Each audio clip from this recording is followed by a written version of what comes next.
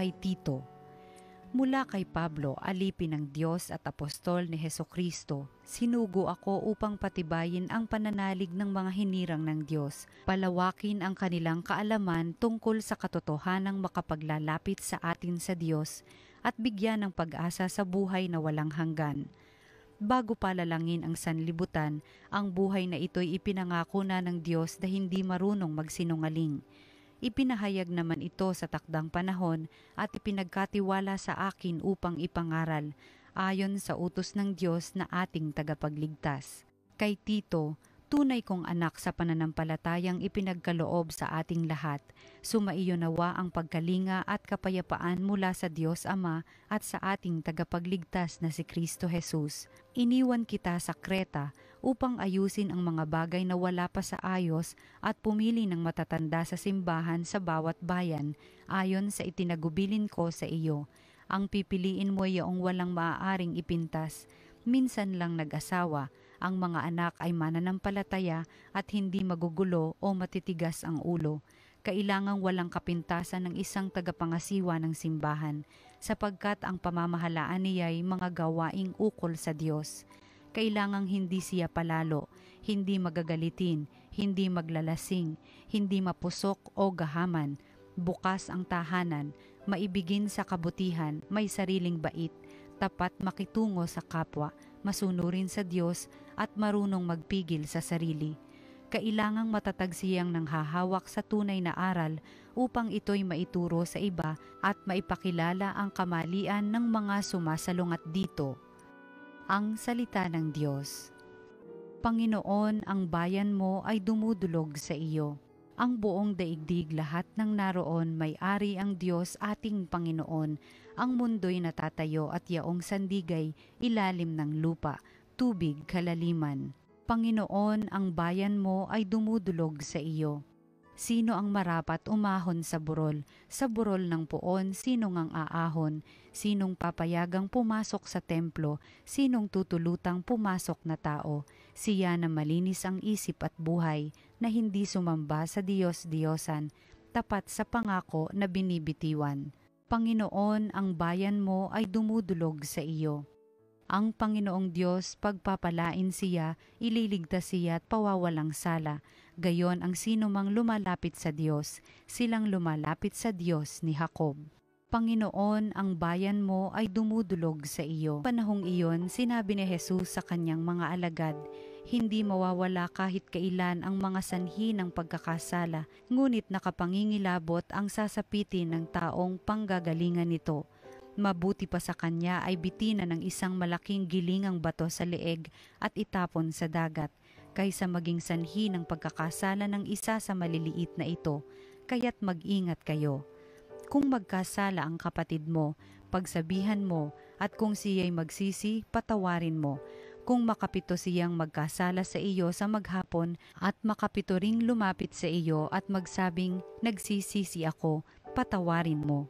Sinabi ng mga apostol sa Panginoon, dagdagan po ninyo ang aming pananalig sa Diyos. Tumugon ang Panginoon, kung maging sanlaki man lamang ng butil ng mostasa ang inyong pananalig sa Diyos, masasabi ninyo sa puno ng sikomorong ito, mabunot ka at matanim sa dagat, at tatalima ito sa inyo. Ang mabuting balita ng Panginoon. Pinupuri ka namin, Panginoong Hesukristo.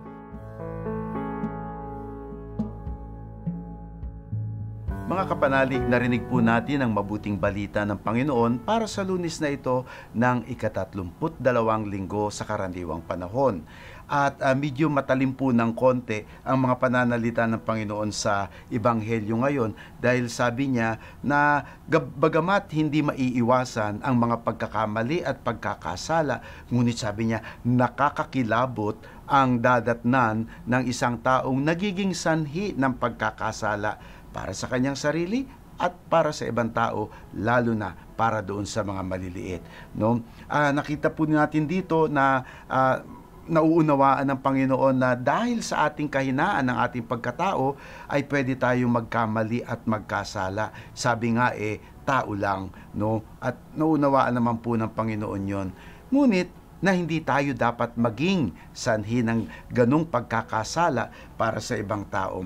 Ang pangkaraniwan po nating pakahulugan sa salitang iskandalo ay kapag nakagawa ang tao ng isang napakalaking pagkakasala na lalo na yung may mabigat na moral significance, ay sabi nga naku, nakakahiya, malaking kahihiyan, malaking iskandalo, no? Ngunit meron din pong kahulugan ang skandalo kung saan tayo ang nagiging dahilan ng pagkakasala o pagkakamali o pagkadapa ng ibang tao. Yun pong ating iiwasan. Bakit po kaya parang seryoso ang pananalita ng Panginoon nang sabi niya na kapag ganun lang din naman, mabuti pa na talian ng bato ang ating liig at itapon sa dagat? No, siguro hindi naman po kahulugan ng Panginoon doon na mag-suicide na siya dahil hindi naman din po tama at hindi rin po maganda yon. Ngunit ang kanyang para lamang bigyan ng bigat ang kahulugan na iiwasan nating maging sanhi ng pagkakasala sa iba o pagdala sa iba sa kamalian. Bakit po? Dahil yan po ang gawa ng dyablo. Yan po ang gawa ni Satanas. Yun lang po, tayo po ay kanyang ibubulid sa pagkakamali. Tayo uudyukan na magkasala. Yan ang gawa ng demonyo sa ating buhay. Kaya't iiwas po tayo sa mga pagsubok o panunukso ni Satanas o ng Diablo. Kaya nga kung papaanong tayo iiwas sa Diablo, ay ganun din naman, iiwas din po tayo na tayo ang magdala ng pagkakasala o mag-udyok ng pagkakamali sa ibang tao. Ngunit sabi rin ng Panginoon sa Ebanghelyo ngayon na kung meron man pong magkamali sa atin, at lumapit at mag-say ng I am sorry, sabi niya, dapat lamang na tayo ay magpatawad. Siguro kasi po mga kapatid na ang ating pag-unawa sa pagpapatawad ay nagiging makitid kapag ito ay forgive and forget lamang, no? Minsan kung ating ang pangunawa na pag tayo'y nagpatawad ay hindi na tayo makakahingi ng hustisya, no, parang mag-aalangan tayo. O kung ang pagpapatawad ay parang tila ba muli nang magkakabalik ang dating relationship na nung iyong nakaaway o nung nagkasala sa iyo, ay hindi rin naman po ganun-ganon ang pakahulugan. Bagkus ang pagpapatawad po ay nagdadala ng kapayapaan sa ating sarili doon sa nagpapatawad at para doon sa pinapatawad. Na kapag tayo po ay nagpapatawad, hindi na po tayo ang biktima. Ikaw na ang bida dahil nagagawa mong magpatawad. Tulad ng gawain ng Panginoon. Di po ba sa ating panalangin ng Ama namin ay ating binibigkas na patawarin mo kami sa aming mga pagkakasala tulad ng pagpapatawad namin sa nagkakasala sa amin. Kaya nga po, bilang tagasunod ni Kristo at bilang mga anak ng Diyos, ay dapat po matuto talaga tayong magpatawad. Nang sa ganon, ay masabi natin na pwede na tayong mag-move on.